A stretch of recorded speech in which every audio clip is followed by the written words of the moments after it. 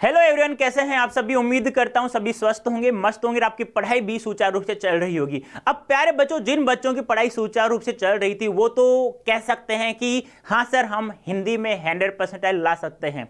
लेकिन जिन बच्चों की पढ़ाई रेगुलर नहीं हुई, या कुछ बच्चे ऐसे थे जिन्होंने डोमेन सब्जेक्ट में ज्यादा समय दे दिया, हिंदी लैंग्वेज को उन्होंने स्टार्ट से पढ़ा नहीं, अब वो सोच रहे हैं कि यार हिंदी में अब कैसे 100% लाएं। क्योंकि ऐसा तो हो नहीं सकता सभी सब्जेक्ट में आप 100% ले आओ, हिंदी में नहीं लाओ तो भी आपको प्रॉब्लम आ सकती है। मे भी ऐसी प्रॉब्लम ना आए, मैं तो ऐसी दुआ करूंगा आप लोगों के लिए।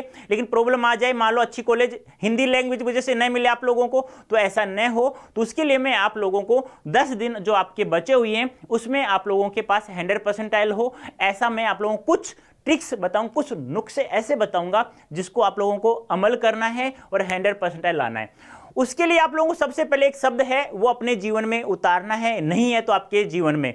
वो क्या है? वो है धैर्य। यदि जिस बच्चे के पास धैर्य नहीं है, जिन्होंने धैर्य नहीं रखा है, जिन्होंने हिंदी को अच्छे से पढ़ भी लिया ना, तो भी वो 100% नहीं ला सकता। कहा जाता है ना, मन के हारे हार, मन के जीते जीत। यानी जो इंसान मन से हार गया वो कभी भी जीत नहीं सकता, वो कभी जीवन में सफलता प्राप्त कर ही नहीं सकता। आप लोगों को हमेशा धैर्य रखना है और मन को कभी कमजोर नहीं पड़ने देना है। क्योंकि जब तक मैं हूं, आपको पता है ना, मैंने आपको विश्वास दिलाया था ना कि मैं आपको, यदि कुछ बच्चे डोमेन सब्जेक्ट में ज़्यादा समय दे रहे हैं तो अंतिम समय में मैं स्ट्रेटेजी ऐसी बताऊंगा आप लोगों को कि आप लोग है ना उसे अच्छे से उन अमल करें उन टॉपिक्स का, और आप लोग 100% प्राप्त कर सकते हैं। अब उसके लिए आप लोग इन 10 दिनों में क्या आप लोग 100% ला सकते हैं? तो बेटा ला सकते हैं। जो समझा रहा हूं, जो बता रहा हूं, उसको ध्यान से सुनना है और आपको उनका प्रयोग करना है। देखो, सबसे पहले मैं आप लोगों को कार्य बता रहा हूं कि आप लोगों का कार्य क्या क्या रहेगा। सबसे पहली बात, मैंने एक मंजिल बैच करवाया है।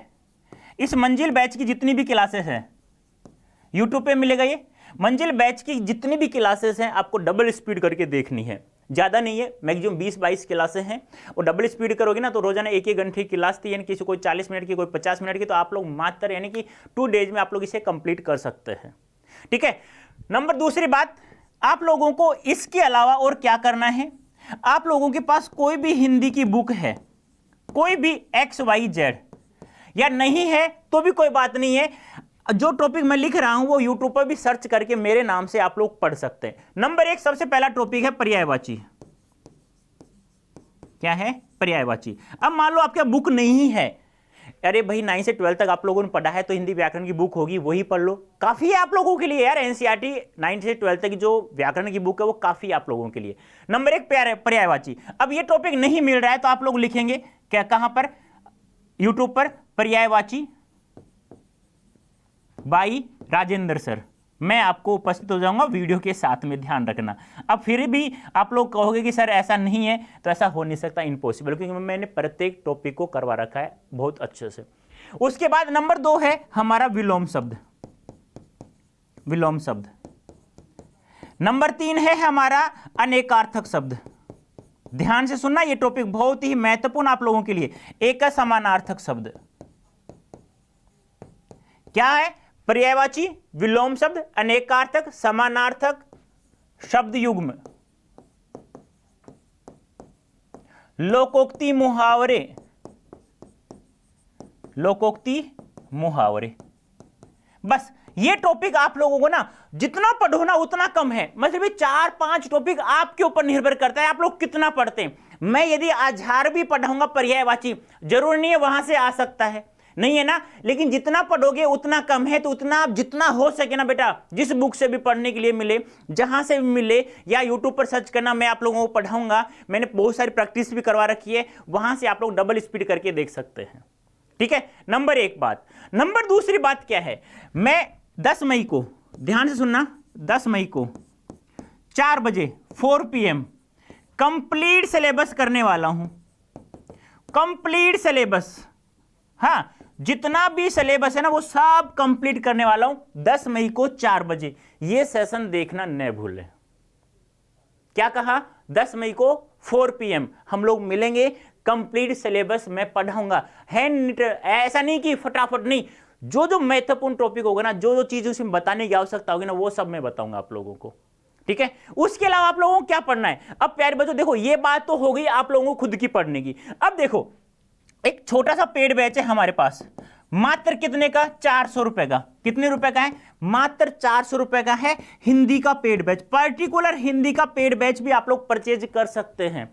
जैसे ही वो गूगल में अड्डा 24/7 टाइप करेंगे, आप लोग समझे ना मेरी बात, टाइप करेंगे, वहां से फिर हम लोग ऑल कोर्सेज में जाने के बाद में क्या करेंगे, अंडरग्रेड एंट्रेंस एग्जाम में फिर सीयूईटी में चले जाते हैं ना, तो व्यू ऑल करना है। अंत में क्या करना है, व्यू ऑल करना है। वहां पर हिंदी का पर्टिकुलर एक बैच होगा जिसमें आप लोग क्या करेंगे, Y551 ये कोड यूज करके, ये ध्यान रखना, Y551 ये कोड यूज करके मात्र 400 रुपए में यह हिंदी का पर्टिकुलर कोर्स आप लोग कर ही सकते हैं। मैं आपको गारंटी दिला सकता हूं, ये चीजें आप लोग अपना लेंगे अपने जीवन में, ये चीजें अपना लेना। मंजिल बैच पढ़ना है आप लोगों को डबल स्पीड करके, उसके बाद ये टॉपिक पढ़ना है, यूट्यूब पर सर्च करना टॉपिक बाय राजेंद्र सर, आपको मिल जाएगा।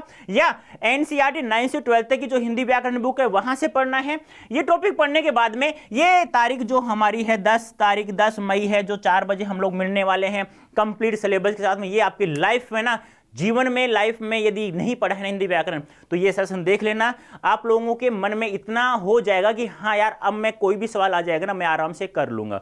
ठीक है, उसके बाद आप लोगों को क्या करना है, एक पेड बैच ज्वाइन करना है आप लोगों को, मात्र 400 रुपए का है, हिंदी का पर्टिकुलर बैच है। इसके लिए आप लोगों को क्या करना होगा, Y551 ध्यान रखना, ये कोड यूज करना है आप लोगों को। फिर आप लोग आएंगे ना हिंदी में, तो मैं आपको वादा करता हूं, विश्वास दिलाता हूं बेटा, मैं आपको 100% दिला दूंगा। अब देखो, अब आप लोग क्या कर रहे हो, आप लोग कुछ बच्चे तो यहां रुके हुए हैं। एक तो क्या है आपके हिंदी व्याकरण है आप लोगों के पास, नंबर 2 क्या है आप लोगों के पास, काव्य शास्त्र है आपके पास, नंबर 3 है आप लोगों के पास हिंदी साहित्य का इतिहास है।